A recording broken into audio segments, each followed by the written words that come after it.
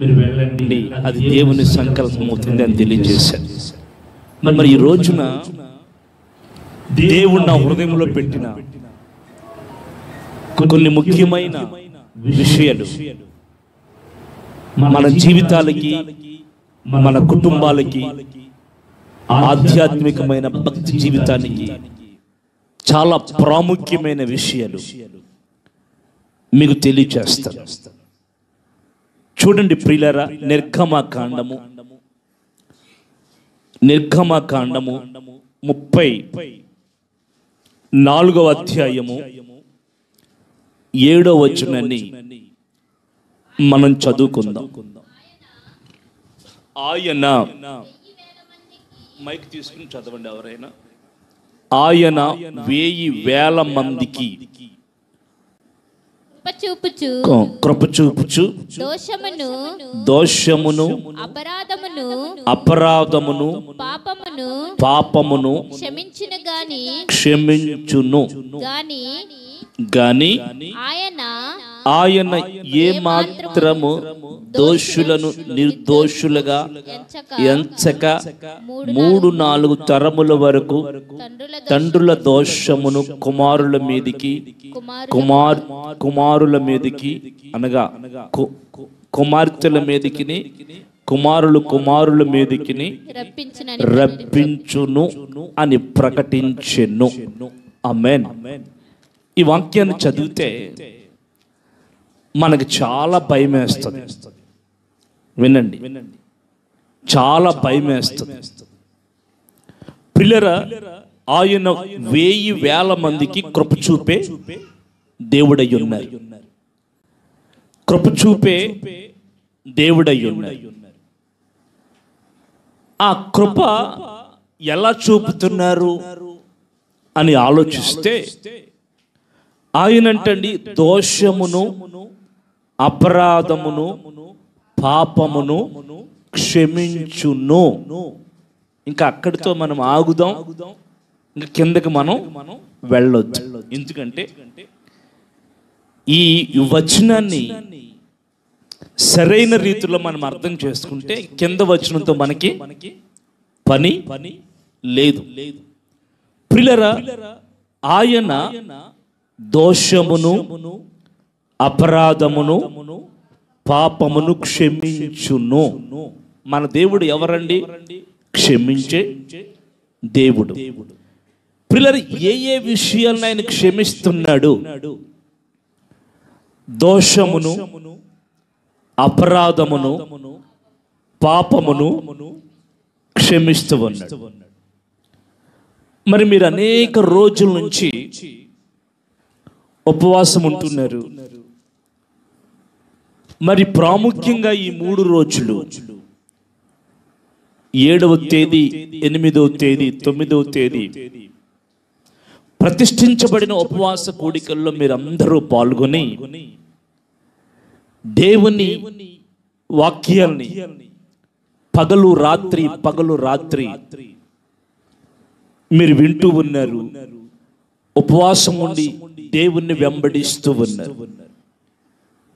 ప్రియులారా, మీలో చాలా మంది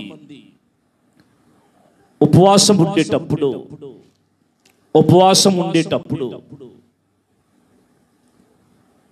మీకు కొన్ని ఉద్దేశాలు ఉంటాయి. కుమార్తె పెళ్లి జరగాలని ఉపవాసం ఉండేవాళ్ళు కొందరు, కుమార్తెకి ఉద్యోగం రావాలని ఉపవాసం ఉండేవాళ్ళు కొందరు, ఇంటిలో కానీ కుటుంబంలో కానీ ఏదో ఒక శుభకార్యం ఎదురు చూస్తూ దాని నిమిత్తం ఉపవాసం ఉండేవాళ్ళు కొందరు, ఆర్థిక ఇబ్బందుల నిమిత్తం,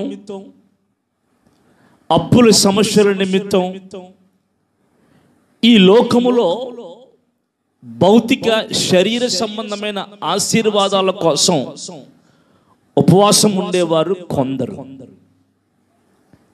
పిల్లరా, కానీ బైబిల్లో ఉపవాసం ఉన్నప్పుడు కొంతమంది భక్తులు చాలా వ్యత్యాసంగా, అంటే దేవుని వాక్య వాక్యానుసారంగా వాళ్ళు ఉపవాసం ఉండి ప్రార్థన చేసినట్లుగా మనం దేవుని వాక్యములో నుండి మనం చూస్తాం.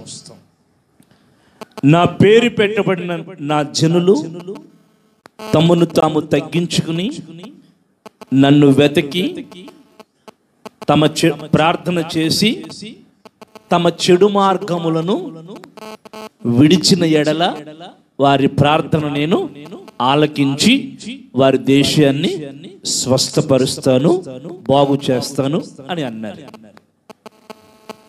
ఒకరోజు నెహెమీయా గారు ఉపవాసం ఉండి ప్రార్థన చేశారు. ప్రార్థన చేసినప్పుడు నా వైపు చూడాలి అందరూ. ఉపవాసం ఉండి ప్రార్థన చేసినప్పుడు నెహెమీయా గారు, అయ్యా నా పాపమును ఒప్పుకుంటున్నాను, వినండి, నా పితరుల పాపాన్ని నేను ఒప్పుకుంటున్నాను అని ప్రార్థన చేశారు. ఒకసారి ఆ వచనం మనం చూసి వెళదామా? నెహెమీయా పుస్తకం 1వ అధ్యాయం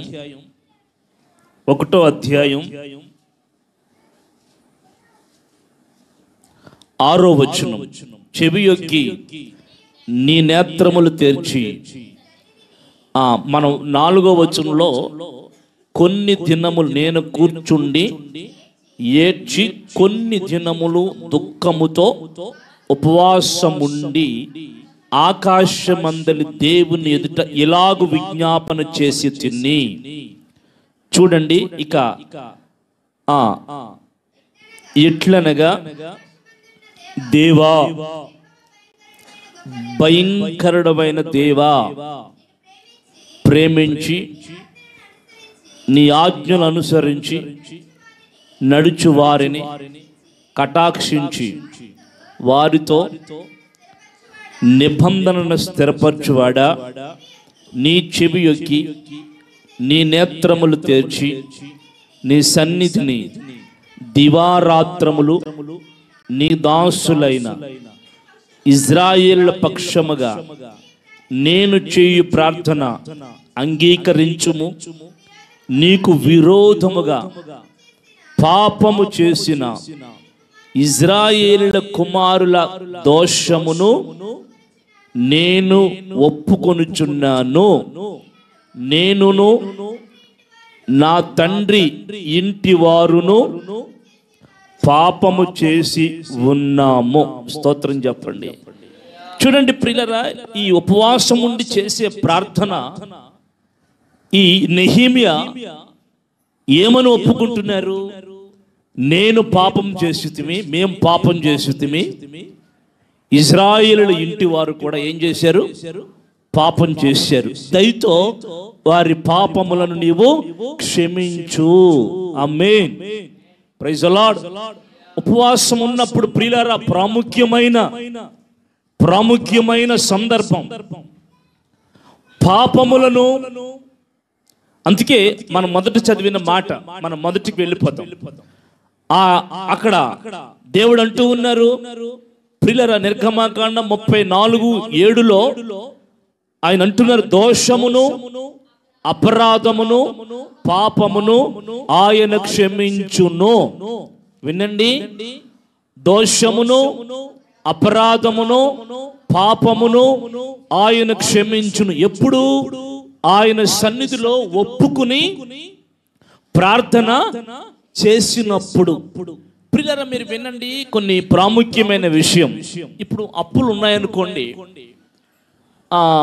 ఒక 2 లక్షల రూపాయలు అప్పు ఉందని మైనస్ అకౌంట్లో మనకి, అంటే ఎవరికైనా అప్పు ఇవ్వాలనుకోండి మనం ఏం చెప్తాం? నా దగ్గర 2 లక్షలు ఉన్నాయని చెప్తామా? చెప్పం. 2 లక్షలు అప్పు ఉన్నదండి అంటాం. అప్పు కనిపిస్తుంది. వినండి, అప్పు కనిపిస్తుంది. ఇప్పుడు అలాగునే ఇక నీ కంటి ముందు ఏదో ఒక సమస్య, ఏదో ఒకటి అన్ని నీ కంటి ముందు కనపడతాయి. మీ అబ్బాయికి ఉద్యోగం లేదు, ఆయన ఖాళీగా తిరుగుతూ ఉంటాడు, మీకు కనిపిస్తుంది. కుమార్తెకు వివాహం జరగల, అది నీ కళ్ళ ముందు కనిపిస్తుంది. కానీ ప్రియులారా మీరు వినండి, మనం కనిపించే దాని మీద మనసు పెడతాం, కానీ మనకు కనపడిందంటూ ఏంటో తెలుసా?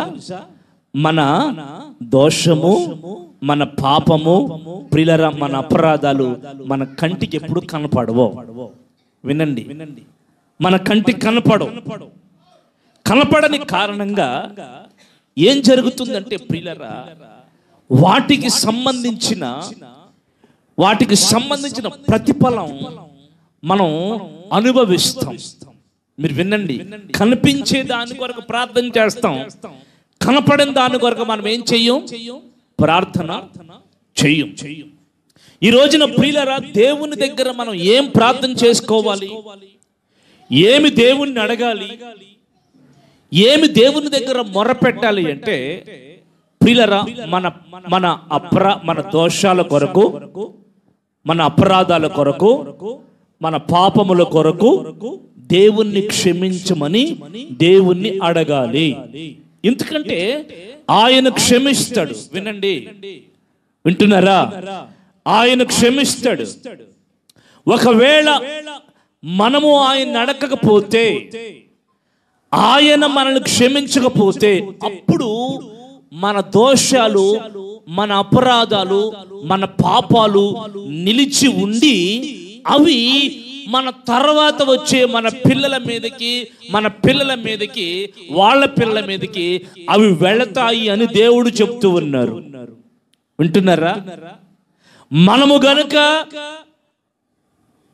దోషాన్ని, అపరాధాన్ని, పాపమును క్షమించమని దేవుని దగ్గర ప్రాధేయపడకపోతే, దేవుని దగ్గర ఏడవకపోతే, దేవుని దగ్గర పశ్చాత్తాపడకపోతే, నా ప్రియులారా, అవి అలాగనే ఉండిపోయి దాని ప్రతిఫలం రాబోయే తరాల మీద, మన మీద పడుతుంది, మన రాబోయే తరాల మీద కూడా పడుతుంది.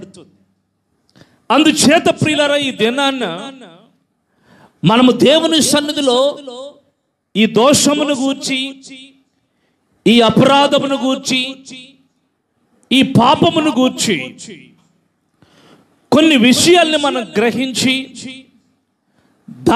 దాని విషయంగా దేవుని సన్నిధిలో మనం ఒప్పుకొని ప్రార్థన చేయగలిగితే, ఈ ఉపవాస ప్రార్థనలో ప్రభు వాగ్దానం చేస్తున్నారు. ఏంటో తెలుసా? మీ దోషమును, అపరాధమును, పాపమును నిశ్చయముగా నేను క్షమించబోతూ ఉన్నాను. కొట్టండి గట్టిగా చప్పట్లు కొట్టి. Praise the Lord. మనకి కనపడకుండా మన కుటుంబాల్ని, మన కనులకు కనపడకుండా మన బిడ్డల జీవితాల్ని, మన భక్తి జీవితాన్ని ప్రభావితం చేసే ఈ దోషం, ఈ అపరాధం, ఈ పాపం ప్రియులారా, అవి మన జీవితాల్లోంచి దూరం కాకపోతే, అవి నిలిచి ఉంటే మనకి ప్రియులారా శాంతి ఉండదు, సమాధానం ఉండదు, నెమ్మది ఉండదు. ప్రియులారా, మనకి ఎన్నుంటే సుఖమేంటి, ఎన్ని ఆశీర్వాదాలు ఉంటే సుఖమేంటి? పాపము నుంచి విడిపించబడక, దోషము నుంచి విడిపించబడక, అపరాధం నుంచి విడిపించబడక మనకి ఎన్ని ఉంటే మనకు సుఖమేంటి? ఈ రోజున ప్రియులారా, మనం అందరం ప్రేమతో ఈ మాటల్ని అర్థం చేసుకుందాం. ప్రేమతో ఈ మాటల్ని మనం అర్థం చేసుకుందాం. ఒకరోజు అబ్రహాము గారు తన భార్యను తీసుకుని, శారమ్మను తీసుకుని గెరారు అనే ప్రాంతంలో ఆయన నివాసం ఉండడానికి వెళ్ళారు. అబ్రహాము ప్రియులారా ఎక్కడికి వెళ్ళినా తన భార్య శారమ్మ చాలా చక్కటి అందంతో నింపబడి సౌందర్యవంతురాలుగా ఆమె ఉండేది. శారమ్మ.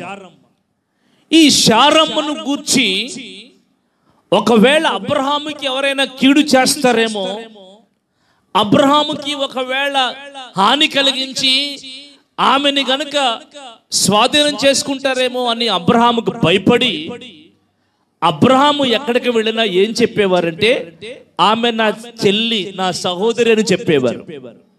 వాస్తవానికి వారిద్దరూ భార్యాభర్తలు. వినండి, భార్యాభర్తలు అయితే అందరితో చెప్పేవారు నా చెల్లి అని చెప్పేవాడు, నా సహోదరి అని చెప్పేవాడు అబ్రహాం గారు. పిల్లల ఒక రోజున గెరారు ప్రాంతంలో ఉన్న అబీమెలెకు అనే రాజు ఏం చేశాడు తెలుసా? ఈ శారమును తీసుకెళ్ళిపోయి తన రాజనగర్లో పెట్టుకున్నాడు.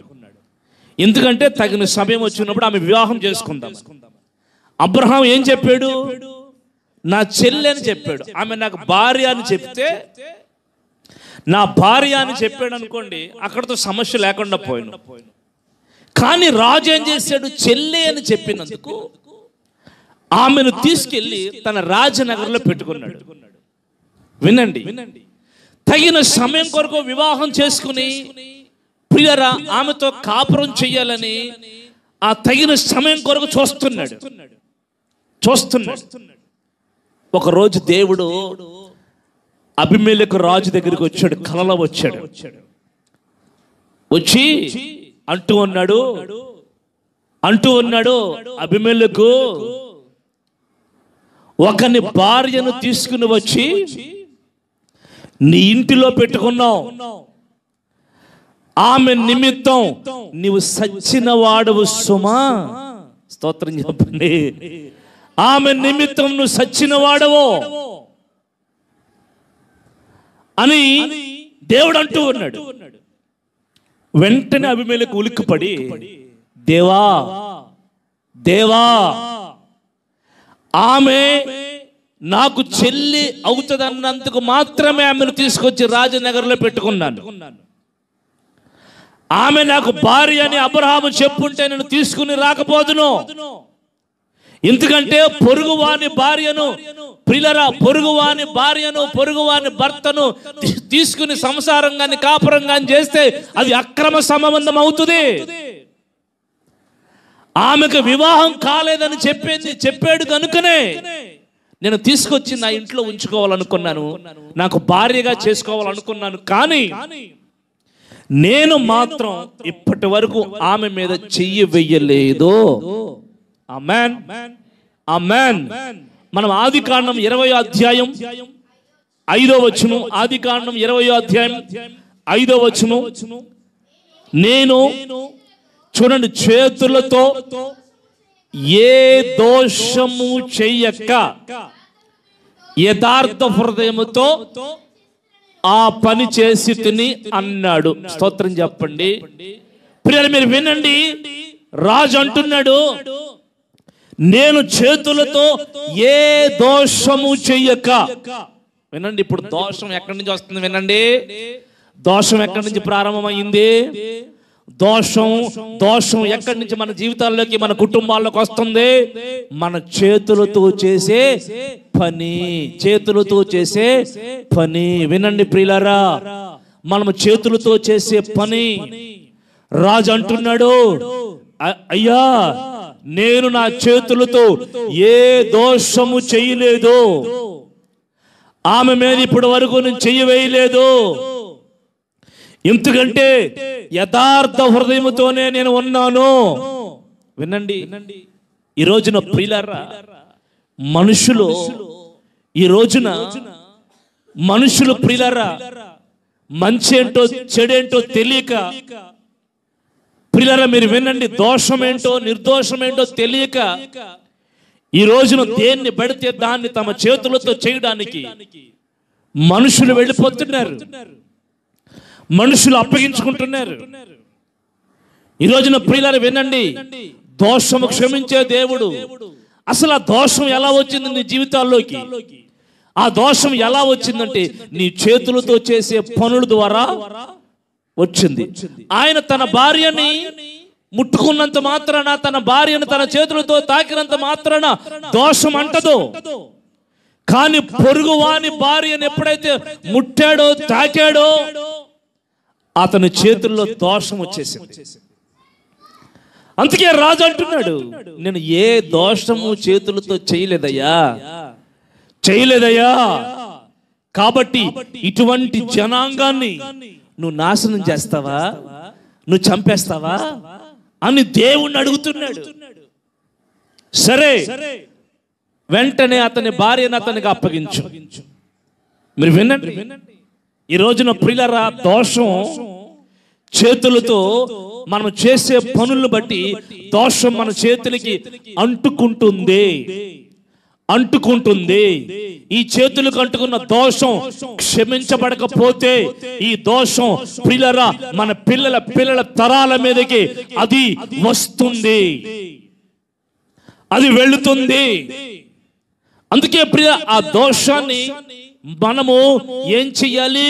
దేవుని దగ్గర క్షమించమని అడగాలి. ఎందుకంటే తెలుసు మనం అదే అంటున్నాను, మన చేతులతో చేసిన దాన్ని మర్చిపోతాం ప్రియ. ఎందుకంటే మన కళ్ళ ముందు కనపడదు కదా, చేసేసిన తర్వాత వెంటనే మర్చిపోతాం. ఇప్పుడు చూడండి, నీది కాని వస్తువు ఉంది, గమ్మున ఏం చేస్తావు?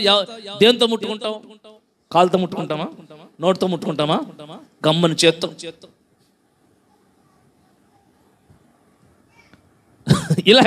ఇలాగే మందిరంలో కూడికి జరుగుతుంది.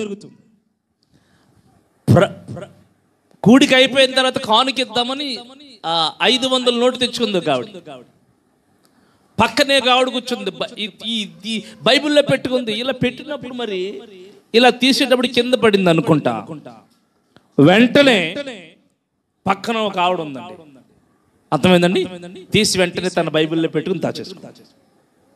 ప్రార్థన అయిన తర్వాత పాపం తెగ నెత్తుకుంది. ఇవిడి నెత్తుకుని బాధపడి పాపం బాధపడింది. దేవుడికి ఇద్దాం అనుకుని తెచ్చానయ్యా, ఏమైపోయిందో ప్రభువా, ఎవరు తీసేశారో, మందిరంలో కూడా ఉన్నారా ఇటువంటి వాళ్ళు అనుకుని బాధపడి. మరి ఈ వాక్యాలు మనకు ఎప్పుడు చూసినా దేవుడు ఏదో రకం మాట్లాడతారుగా. మరలా సాయంత్రం పూటానికి ప్రియులారా మరలా వచ్చింది ఆవిడ. తీసినవాడు కూడా వచ్చింది. సాయంత్రం వాక్యంలో నువ్వు చేతులతో ఏది చేస్తున్నావో అది నీ మీదకి వస్తుంది, జాగ్రత్త. అది దోషం నిన్ను పట్టుకుంటుంది, జాగ్రత్త. దోషం నిన్ను వెంబడిస్తుంది, జాగ్రత్త. ఆమెమో నాకు చెప్పలా, ఆమె బాధపడుతుంది అంతే. దేవుడు, పరిశుద్ధాత్మ దేవుడు మాట్లాడుతున్నారు. వెంటనే ఈ వాక్యం అయ్యే లోపు ఏం చేసింది తెలుసండి? అమ్మో, నాది కాని 500 నేను తీశాను, పైగా దేవుని మందిరంలో తీశాను అని ఆవిడ భయపడిపోయి ఏం చేసింది తెలుసండి? ఆమె అటు తిరిగినప్పుడు మెల్లింగా తీసి బైబిల్లో పెట్టేసింది. ఎవరు తీశారో స్పష్టంగా కూడా ఆమెకు తెలిసింది. అర్థమైందండి? మళ్ళీ పెట్టేసింది. అప్పుడు తీసుకొచ్చి ప్రార్థన చేసి, అన్న ఇలా జరిగిందన్న, పొద్దున్న ఇలా జరిగింది, సాయంత్రం కదా ఏమైపోయింది? సరయ్యింది. ఏ చేతులతో తీసిందో ఆ చేతులతో ప్రియులారా పెట్టేసింది. దేవుడు అంటున్నారు, నువ్వు ఏ చేతులతో తీసుకొచ్చావు ఆమెని, మళ్ళీ అదే చేతులతో ఏం చేయాలి? ఆమెను తీసుకెళ్ళి అప్పగించేయి. ఒకవేళ ఆమె నీ దగ్గర ఉండి ఆమెను గనుక నువ్వు ముట్టుకుంటే నువ్వు సచ్చిన వాడవే, నువ్వు చనిపోయిన వాడవే. ఈ రోజున చాలా మంది అపరాధాలు, చాలా మంది దోషాలు వారిని చంపేస్తున్నాయి, ఆత్మీయంగా చంపేస్తున్నాయి, ఆధ్యాత్మికంగా చంపేస్తున్నాయి. దేవునిలో ఎదక్క, కుటుంబ పరంగా ఎదక్క, ఆశీర్వాద పరంగా ఎదక్క, ఆత్మీయ పరంగా ఎదక్క, ఎప్పుడు చూసినా చనిపోయిన అనుభవాలతో బ్రతికున్నాడన్న పేరు మాత్రం, బ్రతికున్నదన్న పేరు మాత్రం ఉంది కానీ మృతమైన అనుభవాలతోనే చాలా మంది దేవుని పిల్లలు ఉన్నారు ఈ రోజున. ఇది దేవుని పిల్లలనే కాదు, ఎవరైనా సరే దోషం ఎదుట ఎవరిదైనా ఒకే లెక్క. స్తోత్రం చెప్పండి. అన్ని జనుల్ని ఒక లెక్కలో వేసి దేవుడి పిల్లలను ఒక లెక్కలో, దేవుడు ఏమి, నువ్వు దోషం చేశావా, దోషుల లెక్కలో పడిపోయినట్టు. స్తోత్రం చెప్పండి. ఆయన అంటున్నాడు, నేను చేతులతో ఏ దోషము చేయలేదయ్యా. ఇటువంటి నీతిమంతుడి జనాంగాన్ని నువ్వు నాశనం చేస్తావా అని అంటున్నాడు. అబీమెలెకు, నువ్వు యథార్థవంతుడివని, నీతిమంతుడివని నాకు తెలుసు, అందుకే నీ చేతులు దోషాన్ని అంటుకోనివ్వకుండా ఆమె మీద నీ చెయ్యి నేను వేయనివ్వలేదు. కొట్టాలి గట్టిగా, చప్పట్లు ఒకసారి కొట్టు. Praise the Lord. అంటే మన చేతులతో ఏ దోషం చేస్తున్నామో దేవుడు కనులారా ఏం చేస్తున్నాడు? చూస్తున్నాడు. వినండి ప్రియులారా, ఆయన చూస్తున్నాడు. మనము నిర్గమకాండము, మనము లేవియ కాండము 5వ అధ్యాయము 17వ వచనం, లేవియ కాండం 5వ అధ్యాయం 17వ వచనంలో అందుకే మైక్ తీసుకొని మైక్లో కొంచెం శబ్దం వచ్చేలా చదవండి. చేయకూడదని యెహోవా ఆజ్ఞ ఇచ్చిన వాటిలో ఆజ్ఞాపించిన వాటిలో దేనినైనను చేసి ఒకడు పాపి అయిన ఎడల అది పొరపాటున జరిగినను అతడు అపరాధి అయి తన దోషమునకు శిక్ష భరించును. ఆమేన్. ఒకడు చేయకూడదని, మీరు వింటున్నారా? చేయకూడదని దేవుడు చెప్పిన ఏదైనా సరే పొరపాటునైనా సరే చేస్తే అతడు తన చేసిన దానికి శిక్షను భరించును. వినండి, చాలా మందికి ప్రియులారా చేయకూడదని తెలుసు, కానీ ఏం చేస్తారు? దాన్ని మరలా చేస్తూ ఉంటారు. చాలా మంది ఈ చుట్టా బీడి సిగరెట్లు తాగుతారు, తెలుసు కదా, వాళ్ళకు తెలిసే తాగకూడదని. కొంతమంది పల్లెటూరులో ఈ తాటి చెట్లు కళ్ళు ఉంటది కదా, వాళ్ళకు తెలుసే తాగకూడదని, అయినా తాగుతుంటారు. ఇప్పుడు ఇంకా చెప్పాలంటే ప్రభుత్వ షాపులు అమ్ముతున్నారే, అంతే కదా, అమ్ముతున్నారే. తెలుసు బ్రాందీ విస్కీలు తాగకూడదని తెలుసు, వాళ్ళకి తెలుసు. అయినా సరే ఏం చేస్తారు? తెలుసు కూడా ఏం చేస్తున్నారు? మీరు చూడండి, తెలుసు కూడా ఏం చేస్తున్నారు? తాగుతున్నారు. ఈ పాన్ పరాగ, గుట్కా, కైని, ఈ మసాలా గిసాలని ఉంటాయి చూసారు, అవన్నీ తినకూడదని తెలుసు, కానీ అయినా సరే వాటిని తింటూ ఉంటారు.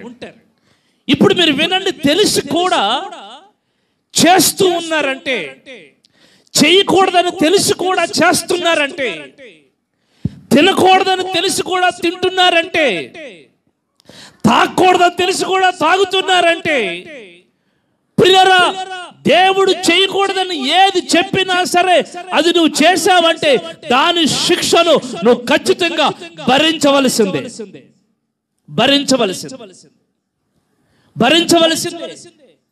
దాని దోష శిక్షను భరించవలసిందే. అందుకే నా ప్రియులారా, మీరు వినండి, ప్రభు ఏది చెయ్యాలో ఏది చేయకూడదు, ఏది ముట్టాలో ఏది ముట్టుకోకూడదో, ఏది తాగాలో ఏది తాగకూడదు అన్ని ప్రభు తేటగా స్పష్టంగా దేవుని పిల్లలకు తెలియచేస్తారు. అంతేనండి. నా వైపు చూస్తున్నారు అందరు కూడా, నా వైపు చూడండి. ఇప్పుడు ఏదేని తోటలో ఎన్ని చెట్లు ఉన్నాయి చెప్పండి? చాలా ఉన్నాయి. కానీ తోట మధ్యలో 2 చెట్లు పెట్టాడు దేవుడు. ఆ చెట్లు తెలుసా మీకు ఏంటో? మంచి చెడులు, తెలుగునిచ్చే చెట్టు, 2 సెకండ్, ఫస్ట్ బాగా చెప్పారు. 2వ చెట్టు జీవవృక్షం చెట్టు. ఇలా రమ్మ అమ్మ, ఒక పాప చిన్న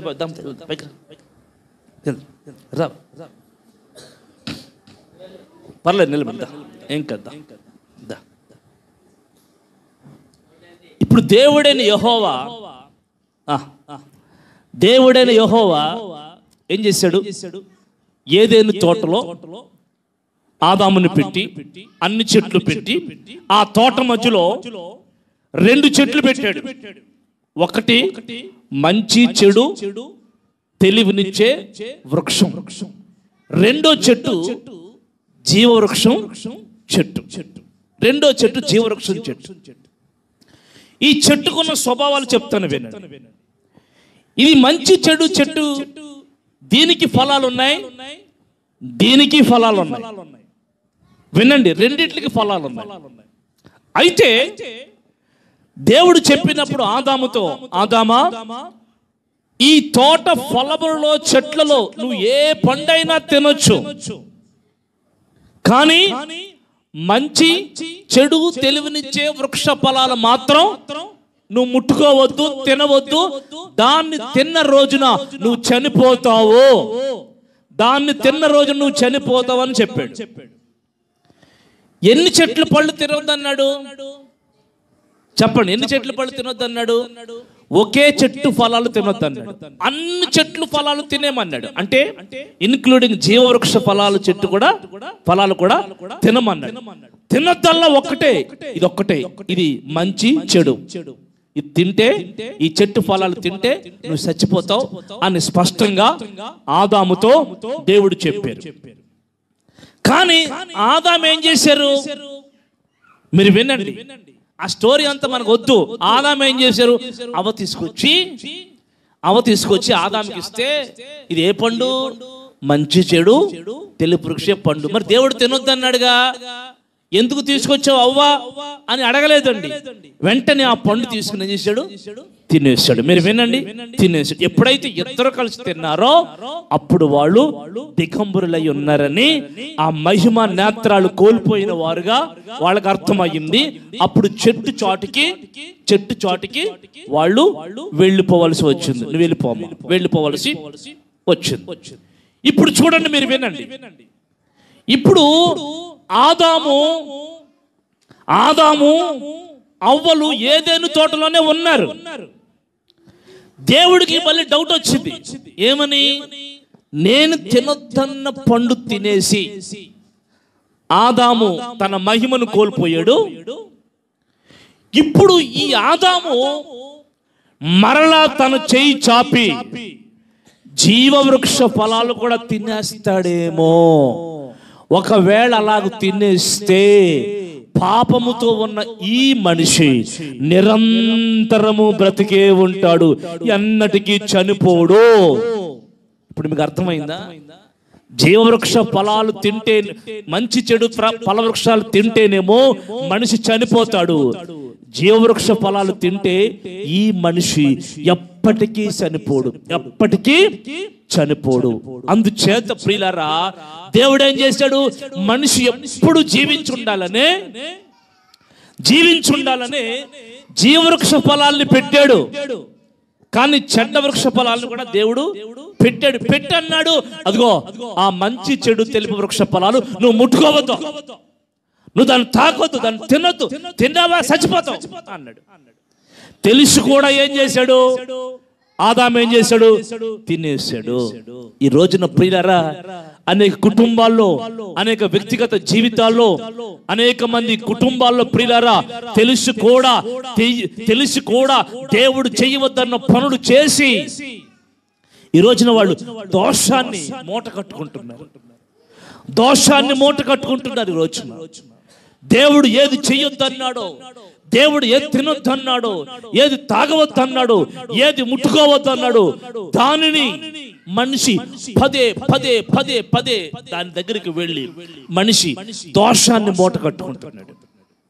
ప్రియులారా, ఎప్పుడైతే ఆదాము ఆ పండు తిని పాడైపోయాడో, ఇక దేవుడు అనుకున్నాడు, ఈ ఆదాముకి ఈ చెట్టు పళ్ళు అందకూడదని ఈశ్వరుడు తెలుసండి. ఆదాముని అవ్వల్ని బయటికి గెంటేసి, ఏదైనా తోట నుంచి బయటికి గెంటేసి, ఈ జీవవృక్షానికి పోయే మార్గములో కెరూబుల్ని కాపలగా ఉంచేశాడు. ప్రైజ్ ది లార్డ్, హల్లెలూయా. ఇప్పుడు ఈ జీవవృక్ష ఫలాలు మరలా ప్రియులారా ఇంకెవ్వరికి అందలేదు.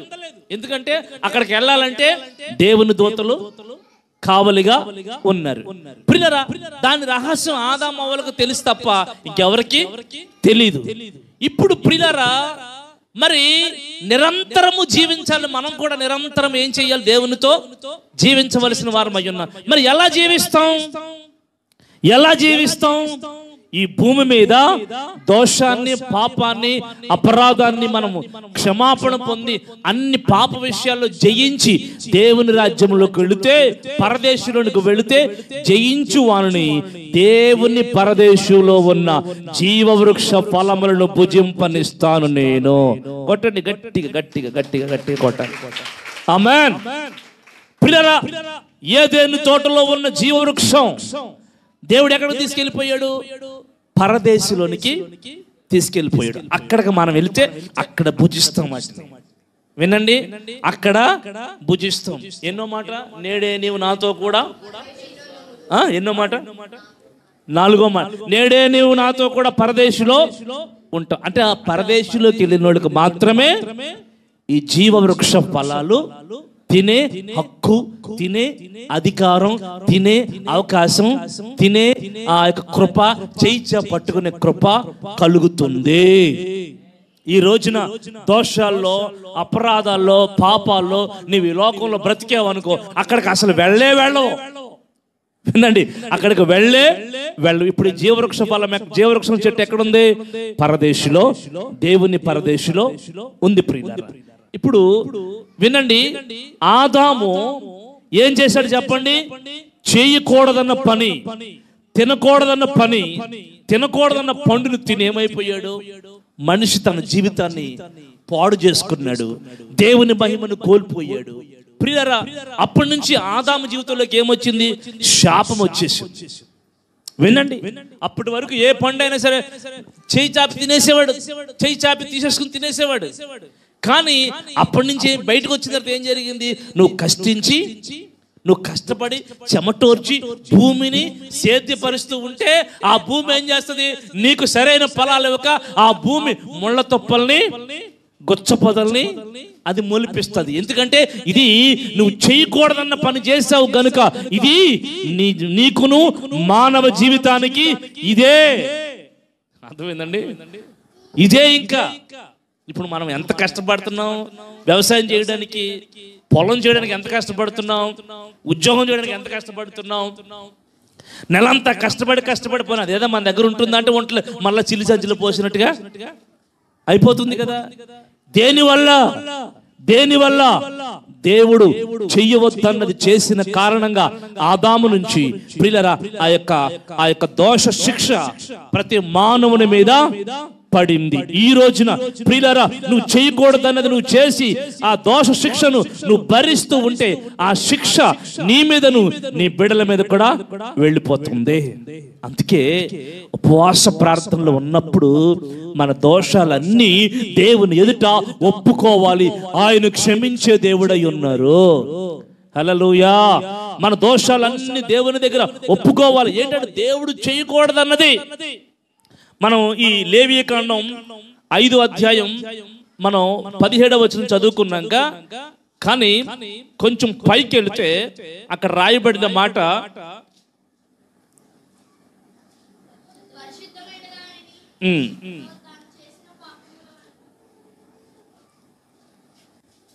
నిర్గమాకాండం 20వ అధ్యాయం 1 నుంచి, నిర్గమాకాండం 20వ అధ్యాయం 1 నుంచి దేవుడు ఈ ఆజ్ఞలన్నీ చాలండి వివరించి చెప్పాడు కనుక మనం ఎన్నో వచనం అంటే 5వ వచనానికి వెళ్ళిపోతాం. ఏలయనగా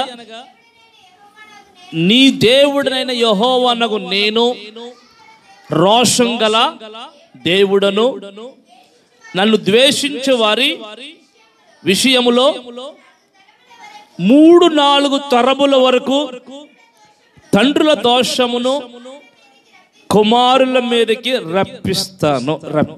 చూడండి, పైన ఏలయనగా నువ్వు చేసే తండ్రులు చేసే దోషాలని 3-4 తరాల వరకు కుమారుల మీదకి రప్పిస్తాను అని చెప్పి, ప్రియులారా ఎందుకు మాట చెప్తున్నాడంటే, పైన ప్రియులారా ఏమని రాయబడి ఉంటుందంటే, ఈ భూమి మీద నువ్వు దేన్ని చేసుకోకూడదు? ఏ విగ్రహాన్ని. ఇదిగో 3వ వచనంలో, నేను తప్ప వేరొక దేవుడు నీకు ఉండకూడదు. వినండి, మరొక దోషం ఏంటి? 1 చేతులతో చెయ్యొద్దన్నది. తింటున్నాం, తాగుతున్నాం. వినాలి. తింటున్నాం, తాగుతున్నాం, దాన్ని ముట్టుకుంటున్నాం. రెండవ దోషం ఏంటి? ప్రియులారా, మన చేతులతో దేవుణ్ణి కాక, వినండి, దేవుణ్ణి కాక ఈ భూమి మీద ఆకాశం అందు కానీ భూమి అందు కానీ ఏ రూపాన్ని నువ్వు చేసుకోకూడదు, దాన్ని పూజించకూడదు, దానికి ఏం చేయకూడదు, సాగిలు పడకూడదు. వినండి, మరొక దోషం ఏంటి తెలుసా ప్రియులారా? ఈ రోజున దేనిని పడితే దానిని, మీరు వినండి, దైవం అనుకుని, దేవుడు అనుకుని ఈ రోజున ప్రియులారా ఏం చేస్తున్నాడంటే మనిషి దాన్నే పూజిస్తున్నాడు, దాన్నే సాగిలు పడుతున్నాడు. వినండి, ఇప్పుడు నేను బైబిల్ స్టడీ చెప్తాను, ఎక్కువగా బైబిల్ స్టడీ చెప్తున్నాను. దేవుడని యెహోవా నేల మంటిలో నుండి, వినండి, ఆదికాండం 2వ అధ్యాయం 7వ వచనంలో దేవుడని యెహోవా నేల మంటిలో నుండి నరునిని నిర్మించి వారి నాసికారంధ్రాల్లో జీవవాయువుని ఊదాడు. అందుకు నరుడు జీవించే ఆత్మ అయ్యాడు. మీరు వినండి, ఆత్మ అయ్యాడు. ఇప్పుడు దేవుడు మనిషిని సృష్టించాడు. వినండి, దేవుడు మనిషిని సృష్టించాడు. కానీ ఈరోజు మనిషి దేవుణ్ణి చేస్తున్నాడు, దేవుణ్ణి సృష్టిస్తున్నాడు, తన చేతులతో చేస్తున్నాడు. అర్థమైందండి? మనిషి తన చేతులతో దేవుణ్ణి చేస్తున్నాడు. ఈ రోజు దేవుణ్ణి చేస్తున్నాడు మనిషి తన చేతులతో. అసలు మనిషిని ఎవరు చేశారు? దేవుడు చేశాడు. దేవుడు చేయకపోతే ఈరోజు నువ్వు మనిషి భూమి మీద ఉన్నావా అంటే లేవు. ఒకని నుండి భూమి అంతా నిండే ఆ ఆశీర్వాదాన్ని ఆదాముకి ఇచ్చాడు. మొత్తం భూమి అంతా నిండింది, మనుషులమయ్యాం. ఈరోజు మనుషులు ఏం చేస్తున్నారు? మనిషికో దేవుణ్ణి చేసుకుంటున్నారు, మనిషికో దేవుణ్ణి పెట్టుకుంటున్నారు, కుటుంబానికో దేవుణ్ణి పెట్టుకుంటున్నారు, ఊరికో దేవుణ్ణి పెట్టుకుంటున్నారు. మీరు వినండి, ప్రపంచం అంతా ఇలాగే ఉంది ఈ రోజున. నేను అనే విషయం ఏంటంటే, దేవుడు మనిషిని చేస్తే మనిషి తిరిగి దేవుణ్ణి నిర్మించగలడా? తిరిగి మనిషి దేవుణ్ణి సృష్టించగలడా? మనిషి తిరిగి దేవుణ్ణి ప్రియులారా ఒక రూపం తేగలడా?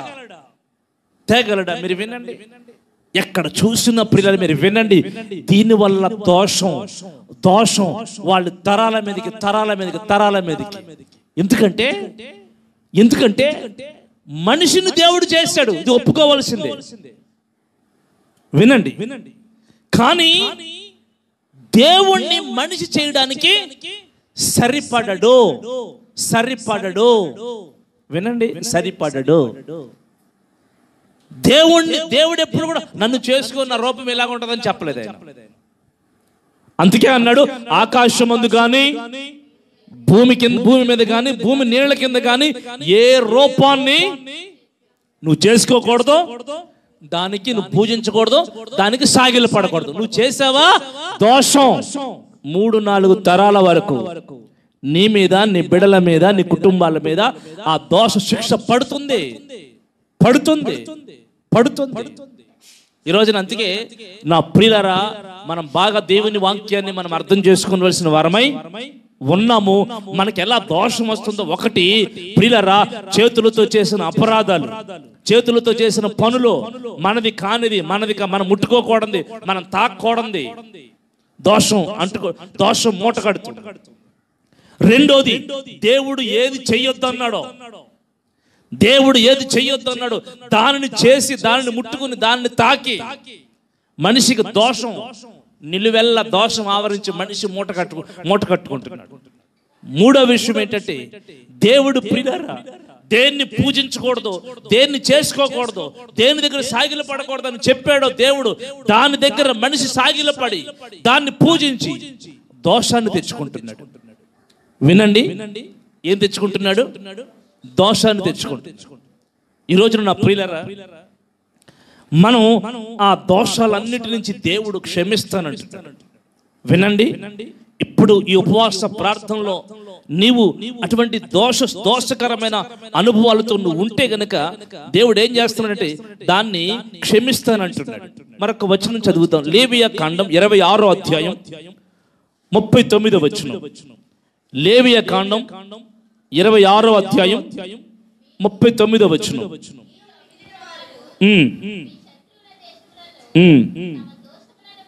తమ దోషములను బట్టి క్షీణించిపోవుదురు. ఆమేన్. ఇప్పుడు దోషములను బట్టి ఏమవుతున్నారంటే వారు క్షీణించిపోతున్నారు. వినండి, దోషం ఒక మనిషిలో ఉంటే ఆ మనిషి ఏమవుతాడు? క్షీణించిపోతాడు. ఒక కుటుంబంలో దోషం ఉంటే ఆ మనిషి ఏమవుతాడు? క్షీణించిపోతాడు. వింటున్నారా? క్షీణించిపోతాడండి. ఆ కుటుంబం క్షీణించిపోతుందండి ప్రియులారా. మీరు వినండి, దోషం ఆ మనిషి జీవితంలో, ఆ కుటుంబంలో ఉంటే క్షీణించిపోతుంది. బైబిల్లో 2 కుటుంబాలు ఉన్నాయి. ఒక కుటుంబం పేరు చెప్పండి, దావీదు కుటుంబం. రెండో కుటుంబం సౌలు కుటుంబం. దావీదు కుటుంబం అంతకంతకి వర్ధిల్లింది, సౌలు కుటుంబం అంతకంతకి నీరసగిల్లిపోయింది. నీరసగిల్లిపోయెను అని రాయబడి ఉంటుంది. నీరసగిల్లిపోయెను అని రాయబడి ఉంటుంది. సౌలు కుటుంబం అంతకంతకి అభివృద్ధి పొందింది, దావీదు కుటుంబం అంతకంతకి వర్ధిల్లింది, సౌలు కుటుంబం మాత్రం క్షీణించిపోయింది. ఎందుకంటే సౌలు ప్రియులారా ఎటువంటి వ్యక్తి అంటే ఎప్పుడు చూసినా దావీదుని చంపుదామని. వినండి, దావీదుని చంపుదామనుకుంటాడు. దావీదుని చంపడానికి ఎన్నో రకాల ప్లాన్స్, ఎలా పాడు చేయాలా దావీదుని. ఎందుకంటే దావీదు మీద దేవుడు ప్రణాళిక ఉంది. ప్రణాళిక ఉన్న వ్యక్తిని ఎలా పాడు చెయ్యాలా, ఎలాగునా ఆ మనిషిని అంతం చెయ్యాలా అని మాటి మాటికి ఉపాయాలు పన్నుతున్నాడు. సైనికులు పంపిస్తున్నాడు, కొడుకును పంపిస్తున్నాడు, ఒక్కోసారి తానే వెళ్తున్నాడు కత్తి తీసుకుని. దావీదా ఒక్క దెబ్బతో నేను పొడుస్తాను చూసుకో అంటున్నాడు. భోజనానికి పిలుస్తున్నాడా, మళ్ళా ఏటి విసురుతున్నాడు, బళ్ళి విసురుతున్నాడు. దావీదు ప్రియులారా యథార్థ హృదయంతో వస్తున్నాడు, కానీ సౌలు హృదయములో దావీదు కీడు చెయ్యాలని పెట్టుకున్నాడు. ఎప్పుడైతే దావీదు మీద కీడు చెయ్యాలని దావీదు కీడు జరిగించాలని సౌలు పెట్టుకున్నాడు, దావీదు దూరం అవుతున్నాడు, పారిపోయి దేవుడి దగ్గర ప్రార్థన, ఏంటి ప్రభువా భోజనానికి రమ్మన్నాడు వెళ్ళాను, ఆ పాస్టర్ గారు భోజనానికి రమ్మన్నాడు వెళ్ళాను, ఆ పాస్టర్ గారే పొట్టడానికి ఏం చేశాడు? కత్తి ఇసిరాడు. వీళ్ళిద్దరు పాస్టర్లు, వీళ్ళిద్దరు రాజులే. మీరు వినండి, ఈ రోజున ప్రియులారా ఈ కక్షలు, ఈ ద్వేషాలు ఏమైపోతున్నాయంటే మనిషి జీవితంలో దోషాలుగా మారి, ఆ మారిన దోషాలు వారి కుటుంబాల్ని, వారి వ్యక్తిగత అనుభవాల్ని క్షీణించిపోయే విధంగా చేస్తున్నాయి ఈ రోజున. అందుకేనండి దేవుని పిల్లలకి ఎవరి మీద ఏముండకూడదు? పగ, కక్ష, క్రోధములు ఉండకూడదండి ఎవరి మీద. దేవుని పిల్లలందరినీ మంచి మనసుతో ప్రేమించాలి. ఎందుకంటే ఎవరి జీవితాల్లో దోషాలు ఉంటాయో వాళ్ళు మెల్లమెల్లగా ఏమైపోతారు? క్షీణించి పోతారు. అందుకే మనం దేవుని సన్నిధిలో ఏం చేయాలంటే, మనము ప్రియులారా దేవుని సన్నిధిలో దోషాలను ఏం చేయాలి? ఒప్పుకోవాలి. ఆమె ఏం చేయాలి? దోషాల్ని ఒప్పుకోవాలి ప్రియులారా. మనం దోషాల్ని ఒప్పుకుంటే దేవుడు అంటండి నమ్మదగిన దేవుడు. ఇప్పుడు మీరు వినండి, నేను చెప్తున్నాను వినండి. దోషం వలన ఇప్పుడు చదివిన వాక్యాల్లో 3 భావాలు మీకు చెప్తాను. ఒకటి, దోషం వలన మన మీదకి ఏమొస్తుంది?